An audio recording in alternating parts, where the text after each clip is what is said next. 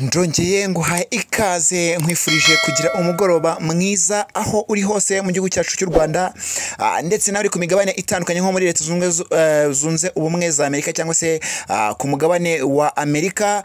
Mwese rero mbahaye ikaze aho muri mu gitondo cyangwa se ku masaha y'igitondo. Ndakubwira ko wowe uri mu Bushinwa cyangwa se aho twita muri Oceania, nawe uri mu ijoro, ndakwifuriza rero gukomeza kugenda uhabwa ikaze ndetse wisanzura hano kuri Artusport TV. Reka rero nkubwire ko hano ngiye kuza kucisha mu busesenguzi ese match ya APR FC ndetse na Simba Sports Club yagenze ite, ese match ya ekipe ya Rayon Sport na Azam FC yagenze ite, ese ari Simba na Azam nihe ikomeye, ese ari APR FC ndetse na ekipe ya Rayon Sport nihe ikomeye. Rero ngiye kuba nk'isesengurira rero nshingiye kuri resultat zagiye ziva muri buri mukino, ubundi tugende tumenya ngo ese nihe ekipe yaba ikomeye kurusha indi hagati ya ekipe ya Rayon Sport na APR, nihe yaguze neza, ese nihe igaragaza icyizere yuko izavamo ekipe izaba iryana cyane. Reka rero twihute cyane, tugiye kwihuta cyane rero tugende kuri resultat zavuye kuri match ya Simba na APR FC. Hari rero hariya kuri Dar es Salaam kuri Uwanja wa Mkapa cyangwa se kuri Benjamin Mkapa Stadium, niho rero umunsi rero wa Simba Day wari urimo urabera, aho ekipe ya Simba Sports Club yari yatumiye ekipe ya APR FC hano mu Rwanda. Mbere na mbere tubanze duce muri resultat zose ukuntu zagiye zigenda, ubundi ngende nkubwira noneho detail kuri buri mukino, ugende umenya ese nihe ekipe igaragaza ko ikomeye. Ikindi numva hano nibeshye uze kujya muri comment unshyirireho comment yawe kugira ngo umbwire ese nibeshye ne, ese bimeze bite. Ino TV ni yanyu, mwemere gushyiraho comment yose mushaka, mujye mushyiraho comment kugira ngo turebe ko ibintu twabikora kandi bibe byiza cyane. Mbere rero yuko nyarukira muri izo statistics, reka mbanze nkumvishe ino ndirimbo.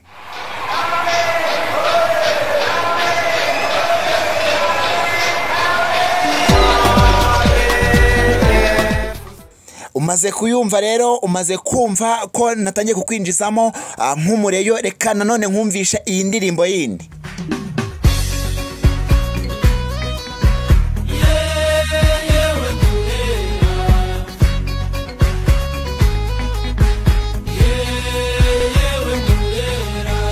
Nayo wamaze kuyumva. Okay, ubwo noneho ubwo twatangiye neza, noneho ngiye guhita mera kuri ekipe ya APR FC nkubwire ni ese resultat zagenze gute, ese nukubera iki ekipe ya APR FC abariyo bari kugenda bifatira kuganga kandi nabo baratsinzwe umukino. Icyo ngicyo nicyo ngiye kuba nkandaho kugira ngo ugende umenya buri kimwe cyose muri statistics zagiye ziranga buri mukino. Ari umukino wa Simba Sports Club yari yatumyeho APR FC ku munsi wayo wa Simba Day, ndetse n'umunsi w'igikundiro ekipe ya Rayon Sport yari yatumiyemo ekipe ya Azam FC, ndetse na buri mukino ikintu ugiye uvuze ku mpande zombi.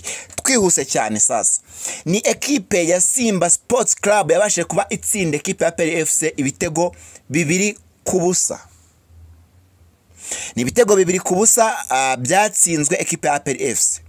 Singiye kugaruka kubabitsinze abo, si ngombwa cyane ngo ngiye kugenda ndebe nise APR yabuze iki kugira ngo ibe yatsinda umukino cyangwa se ibe yakwitwara neza. Tugiye kuri statistics. Ahangaha ni amashoti 3 ekipe ya Simba yateye ajya mu izamu, ekipe ya APR itera amashoti 2. Na amashoti 5 ajya hanze y'izamu, ekipe ya APR itera amashoti 4 ajya mu izamu. Ekipe ya Simba ni corner enye yateye kuri 2 za APR FC. Ekipe ya Simba yakoze amakosa 15, APR ikora amakosa 18. Ekipe ya APR yaraririye rimwe, Simba ntigeze irarira na rimwe. Na amakarita 3 y'umuhondo kuri APR, 8 kuri Simba. Na amakarita y'umutuku 0-0, ariko noneho gutambaza umupira mu izamu niho ubonera ko ibintu bitareshya. niho ubonera ko amakipe atareshya. Ni ekipe ya Simba Sports Club yatambaje umupira cyangwa se guhererekanya baro kuri 71% ekipe ya APR FC itwara 29 yonyine muri baro zagiye zitambazwa nyine mu kibuga. Nukuvuga ni baro zatambajwe mu kibuga ekipe ya APR FC yafashe kugereranya igisaga 29% mu gihe ekipe ya Simba ifite 71%. Ibi ngibi bivuze iki? Ahangaho uribaza se kuki Simba yatambaje cyane umupira ariko ikaba itaratsinze ibitego byinshi. Uribaza impamvu ekipe ya APR FC yatambaje umupira gake mu kibuga ariko ntitsindwe ibitego byinshi. Ngiye guhita mbikwinjizamo neza none nkwereke ese impamvu byagenze gutyo ni iyihe. Ahangaha reka twihute cyane. Ekipe ya Simba Sports Club yari mu rugo, turabizi yari mu rugo, yari ekipe iri mu rugo yagomba kuba nyine itambaza umupira uko ibishaka. Ariko nanone icyo bita inda ya bukuru, ekipe ya Simba nubwo yawutambaje gutyo yifuza kuba yatsinda ibitego byinshi, birumvikana ntabwo yawutambaje idashaka kugira ngo ekipe ya APR itsindwe ibitego byinshi.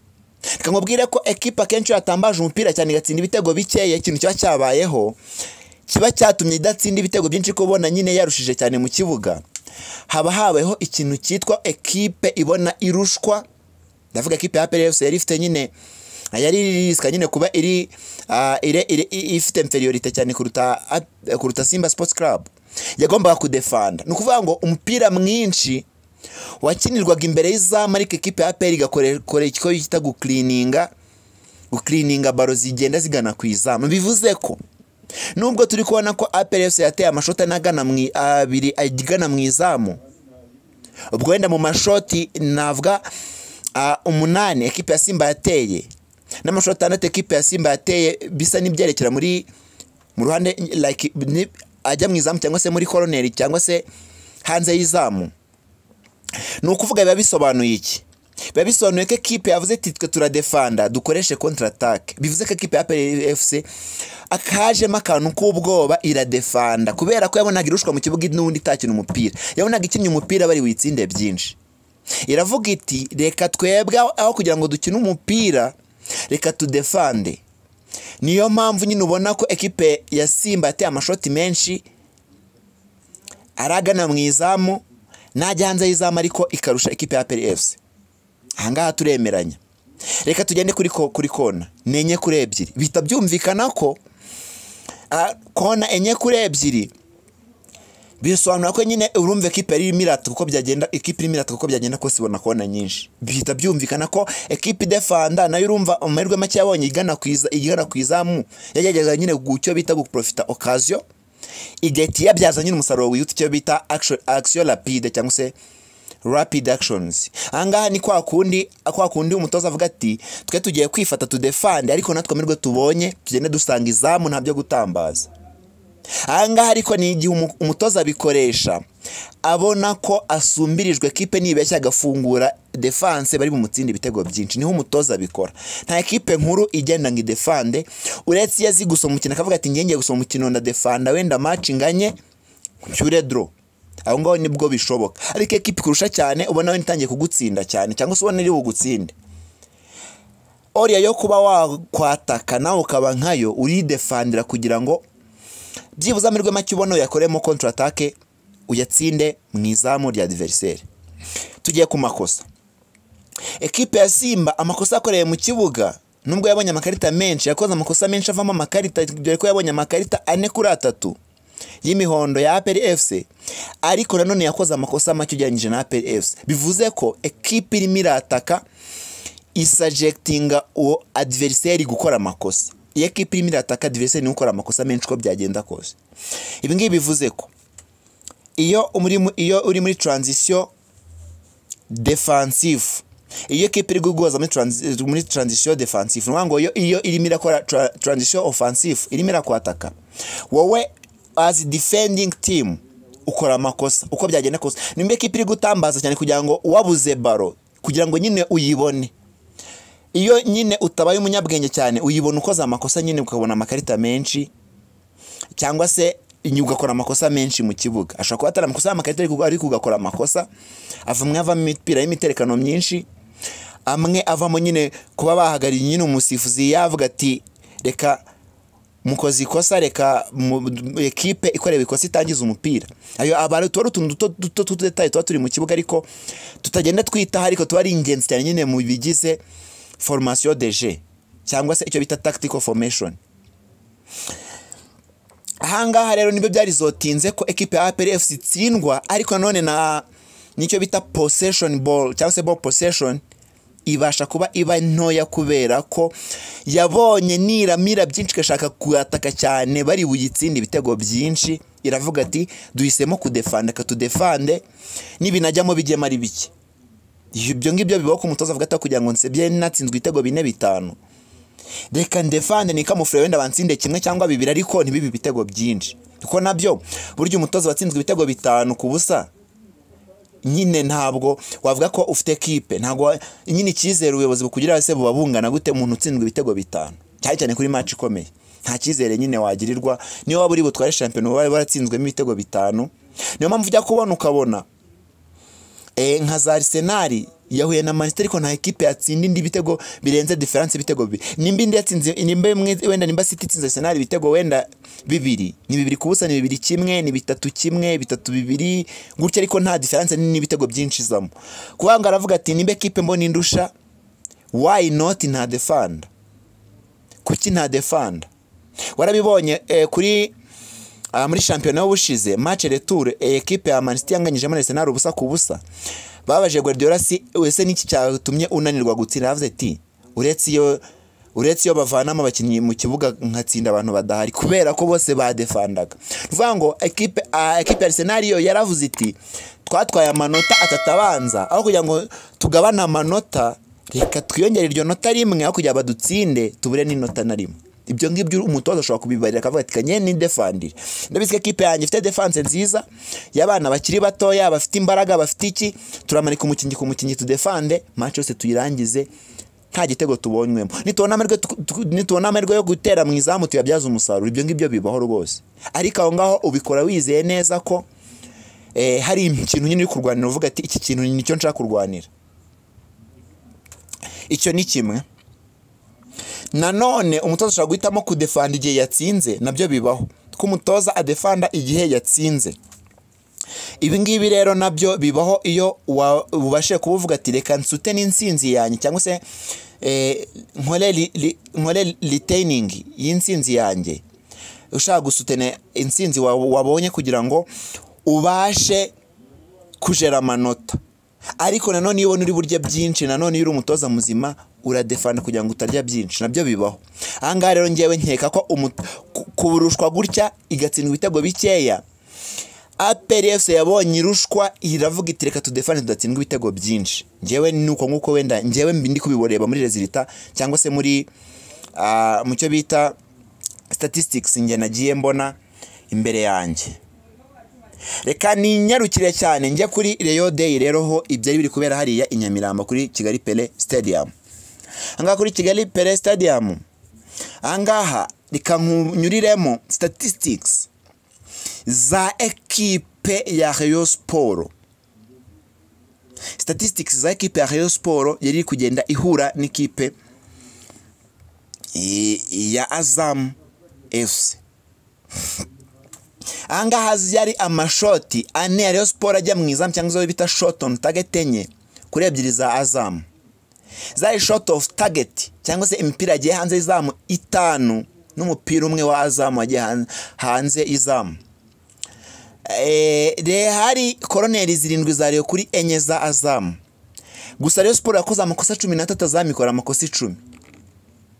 Rayon Sport yakoze offside cyangwa se oruje 3 kuri 3 ku makipe yombi.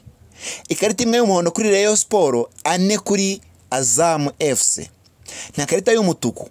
Possession de balle cyangwa se possession of ball cyangwa ball possession yari 54 kuri Rayon Sport kuri 46 ya Azam FC. Ibi ngibi byavuyemo resulta y'igitego kimwe cya Azam ku busa bwa Rayon Sport. Tugiye kuba tubinyuramo noneho twibaza ese niki cyateye kuboneka resulta imeze gutya, kandi equipe ya Rayon Sport mu bigaragara ariyo yari ifite inda y'ukura, ari nayo wabonaga mu kibuga nyine iri gukina neza kurusha Azam FC. Ahangaha hari facteurs zigera kuri ebyiri ngiye kuba nguhereza. Facteur ya mbere, equipe ya Azam ni equipe ifite abasore bihuta cyane kandi bamenyeranye. Abasore bihuta cyane kandi bamenyeranye. Iyo ni impamvu ya mbere naza kuba provinga mu kanya. Iya kabiri ni umutoza wahaye konsinya abakinnyi be kukazi neza kari abasore bihuta kandi bafite reflex yihuse cyane, bazi icyo gukora, batekereza ikintu batekereje nyine bagahita bagishyira mu bikorwa bitabagoye batabanje kujijinganya. Wabonye ira koroneri bateye ikavamo igitego, baro yakoze ku mukinnyi umwe, umukinnyi wundi baro yabaye nk'igezeho bwa kabiri asa n'uyipashijwe, ari hagati y'abakinnyi babiri baba defenseur babiri. Yabashe gutekereza neza, arambura amaso aravuga ati aho kugira ngo iyi no baro nyipasi nyuma ya box cyangwa se ncenge, reka mbarishemere nk'ugiye gusubira muri box mitengaruka ntanga passe hakurya. Nta wamenya ntago hari bubura umukinnyi uhita ujya kuyikina direct ahita yishyira mu izamu. Icyo gitekerezo yagize mu buryo bwose icyo bita quick reflex. Yatekereje byihuse, atekereza icyo gukora ahita anagikora. Kuri ba bakinnyi bihuta ba equipe ya Azam bazi icyo guhita bakora ako kanya, bahita babyaza ayo mahirwe umusaruro. Ariho hahise hava igitego. Abenshi baravuga ngo Kadim Ndiaye ngo niwe wakoze ngamakosa. Abenshi baravuga bati ese defense niyo yakoze amakosa. Ese ikosa ryabayemo hariya warishinjani? Ikosa ryabaye hariya ntago warishinja Kadim Ndiaye wenyine, ahubwo warishinje kipe yose. Bahugiye ku mukinnyi ufite baro, biberwa yuko inyuma yabo hari umukinnyi utari muri offside kandi uhagaze muri position nziza izamu rifunguye. Uvuga ngo uwatekereje gutanga passe we yarebye yahise wakora reflex yihuse, atekereza vuba, ahitamuna ko izamu rifunguye kandi ari umukinnyi witeguye guhita kini iyo baro, ahita avuga ati kambajishemere nk'ugiye muri box, nkuvuye muri box mitengaruka. Ahita batera akantu gasa no kubajijisha, ahita tanga passe kuri wa mukinnyi, ahita yitsinda. Abo twakwita ba Omar Nyingi bahise bareklama offside, ariko ntago ari offside. Umukinnyi wari witeguye gutsindira baro yarahagaze neza, icyo bita onside, yarahagaze neza, nta kibazo na kimwe afite, nta cyashinjwa, nta kibazo na kimwe kimureba, kuko we yari yamaze kubona ko baro yose iri buhagera ari buhita yitera mu izamu kandi ariyo hita yihuta cyane. Wabonye ko ari abasore bihuse cyane bafite imyuka. Equipe ya Rayon Sport rero yagaragaje ko ifite umupira mwiza, ariko abasore bayo fitness cyane kangoye nk'urugero uyu witwa Princess Junior Lenga Kanga, byagaragaye ko ari umukinnyi mwiza pe, ariko fitness ye ararandaga agenda gake cyane bishoboka. Nyine bimwe bimusubjectinga kuba ashobora nyine kuba yakinye neza, ariko nyine igikorwa cya nyuma akoze ukabona ko ntabwo yihuse cyane. Ikindi Robert Nyagomba kuretusha abakinnyi afite nyine akabatoza gutera mu izamu, kuko urabona nimba ufite imipira inijya mu izamu ariko yose itarimo igitego kiba ari ikibazo. Nimba ufite imipira 5 agiye hanze y'izamu, equipe adversaire yateye imipira 3 yerekera mu izamu, harimo 2 yagiye mu izamu, hakabamo umwe winjiye mu izamu, undi bawukuramo, undi wagiye hanze. Mu mipira 3 equipe ya Azam yateye, umwe wagiye hanze, undi umuzamu undi uba blocked cyangwa umuzamu awukuramo, undi ujya mu izamu bami igitego.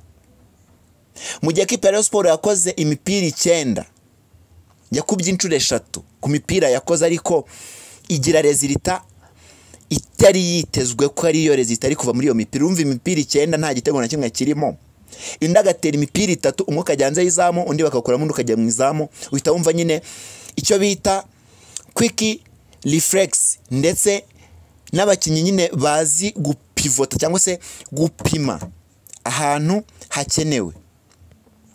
Rero njyewe ukuntu nabonye ekipe ya Rayon Sport narezita ukuntu zigaragaza, ndetse nanone dushingiye ku kuntu ekipe zasoje muri shampiyona ndetse n'amakuru agiye azirimo. Ekipe ya Simba niyo ngiye guheraho.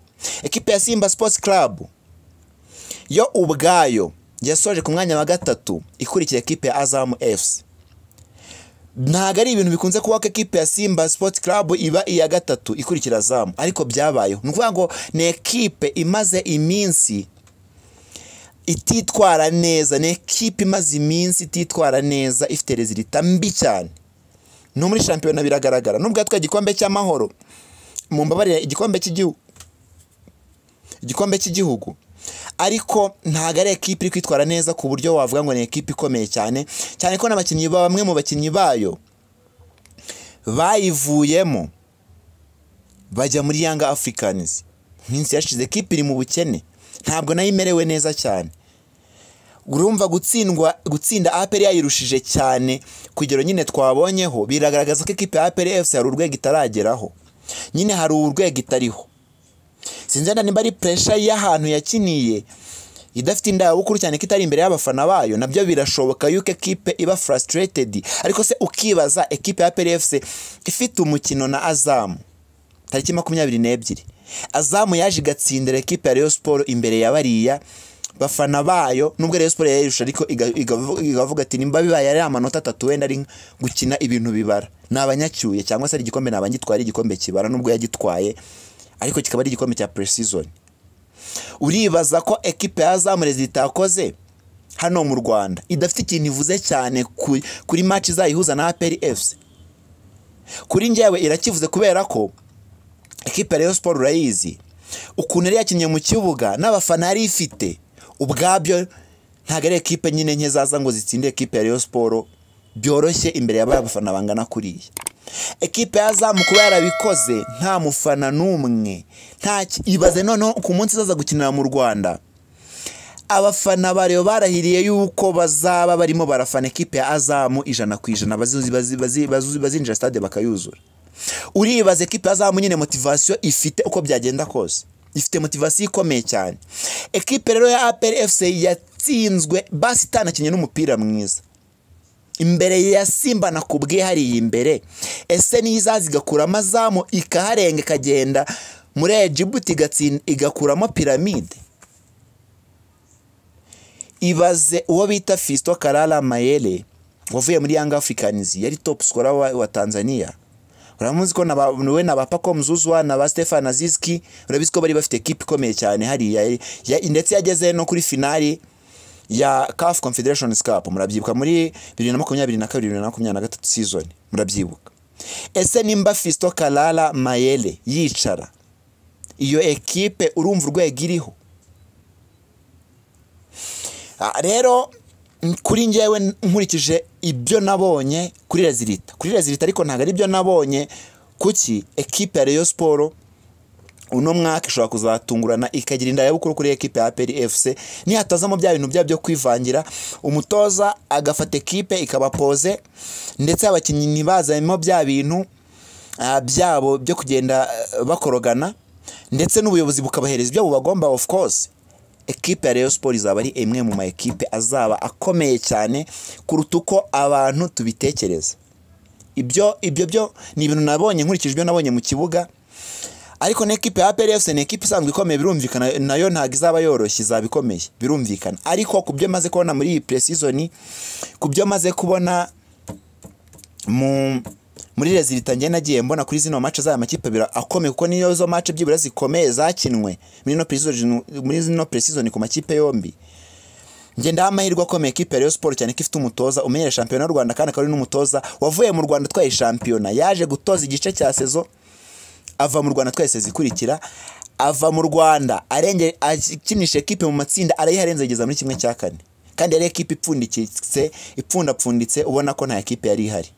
Bivuze ko equipe ya Rayon Sport mu bigaragarira garagaza ko ishobora kuzaba equipe imwe mu equipe azaba toroshye muri no shampiyona y'igihugu cyacu, niyo niba yabaye Rayon Sport mu mwuka mwiza imeze neza cyane. Kankwifuriza rero gukomeza kugenda rero ugira ibihe byiza aho uherereye hose.